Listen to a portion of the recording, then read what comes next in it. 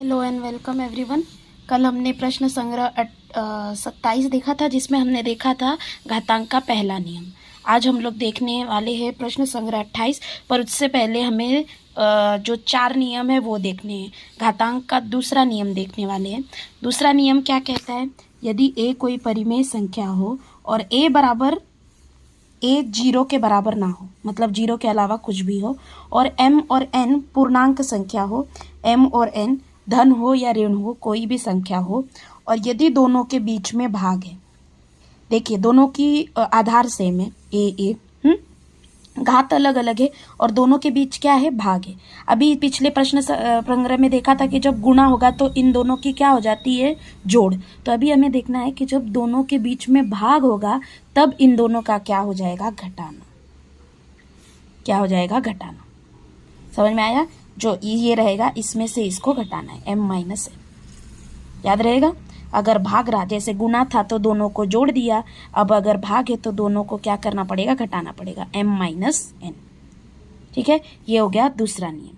अभी तीसरा नियम देखते हैं। अगर किसी संख्या की घात 0 है तो उसका उत्तर हमेशा 1 आएगा। याद रखो, या तो फिर 1 की घात 0 हो तो भी 1 आएगा, या 1000 10 लाख की घात भी 0 हो तो भी क्या आएगा? आंसर 1 आएगा। किसी भी संख्या की 0 घात अगर हो तो उसका उत्तर कितना आएगा? 1। यह है घातांक का तीसरा नियम। घातांक का चौथा नियम देखिए। अगर a की घात माइनस m है, अभी ये माइनस है ना, अगर हमको इसको माइनस को निकालना होगा तो हमें क्या करना पड़ेगा? सिर्फ 1/a की घात m लिखना। a की घात माइनस m है ना, तो इसको अगर हमको माइनस को निकालना होगा तो हम कैसे लिख सकते हैं? 1/a की घात प्लस m। ये है घातांक का चौथा नियम। अभी ये नियम है, नियम कैसे आए ये नहीं, आपको क्या करना पड़ेगा? नियम को याद ही करना पड़ेगा। हाँ, इससे प्रश्न संग्रह जल्दी जल्दी हल होंगे। और घातांक का पांचवा नियम है, देखिए, यदि a और b 0 ना हो और m जो है वो धन पूर्णांक संख्या हो, पर उसको साइन कौन सा है? माइनस का। साइन कौन सा है? माइनस का। तब a/b की घात माइनस m को हम प्लस बना सकते हैं। इसको हम प्लस बना सकते हैं। इसको प्लस बनाने के लिए बस क्या करना? जो अंदर है उसको उल्टा कर देना। a/b है ना, तो उसका उल्टा क्या होगा? b/a। बस उसको उल्टा कर देना। समझ में आया?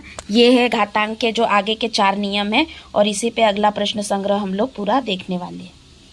ठीक है, तो अभी मैं प्रश्न संग्रह स्टार्ट करती हूँ। प्रश्न संग्रह 28 का पहला प्रश्न, सरल रूप दो। a की घात 6 भागे a की घात 4। मैंने क्या बोला? दोनों का अगर आधार समान है आधार a, और दोनों के बीच में भाग है।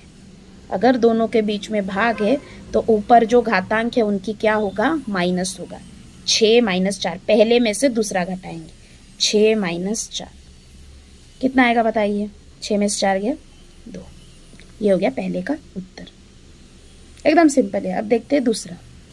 m की घात 5 भागे m की घात 8। सबसे पहले आधार सेम है इसलिए m लिख लिया।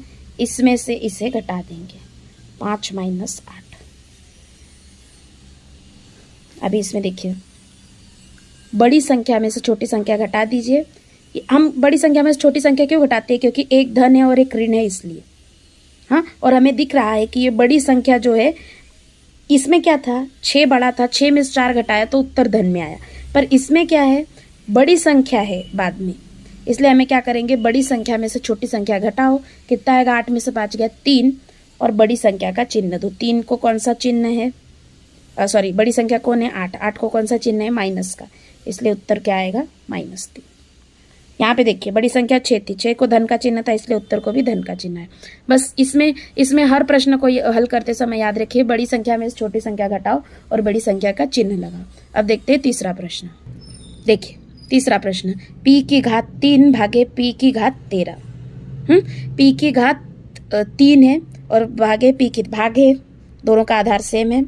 p को लिख लेंगे, 3 - 13 करेंगे। 3 - 13।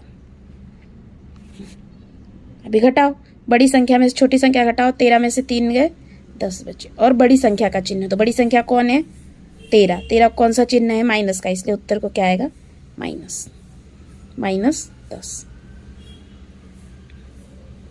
ठीक है। अगला प्रश्न, x की घात 10 भागे x की घात 10, x की घात 10 माइनस 10,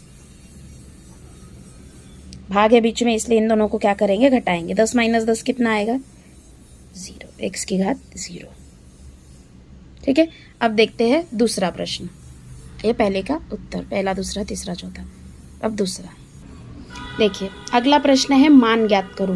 मान मतलब हमको सिंगल वैल्यू ज्ञात करनी है। इसमें जैसे हमने ये ज्ञात कर दिया था ना सिर्फ घात, वैसा नहीं, इसमें क्या करनी है? हमें एक कीमत ज्ञात करनी है उसकी। अभी देखिए, -7 की घात 12 भागे -7 की घात 12, दोनों का आधार सेम है और दोनों के बीच में भाग है, इसलिए हम आधार को पहले लिख लेंगे। आधार क्या है? -7, इसलिए उसको लिख लिया। 12, अब ये बीच में भाग है इसलिए इन दोनों को क्या करेंगे? घटाएंगे। 12 में से 12 घटाएंगे, कितना आएगा? 12 में से 12 घटाने पे 0, यानी -7 की घात क्या आएगा? 0। और मैंने अभी बताया कोई भी संख्या हो अगर उसकी घात 0 होगा तो उत्तर क्या आएगा? 1, इसलिए पहले का उत्तर आएगा 1।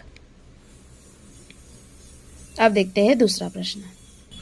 7 की घात 5 भागे 7 की घात 3, दोनों के आधार सेम है इसलिए आधार को लिख लेंगे और जो ऊपर है घातांक उनको माइनस करेंगे। 5 में से 3, पहली में से दूसरी घात घटाएंगे।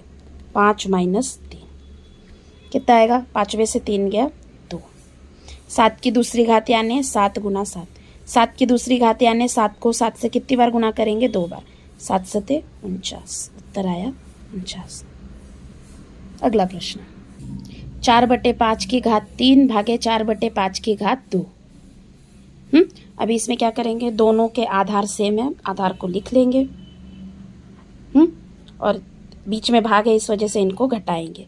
3 में से 2 घटाइए, 3 में से 2 घटाओ कितना आएगा? 1।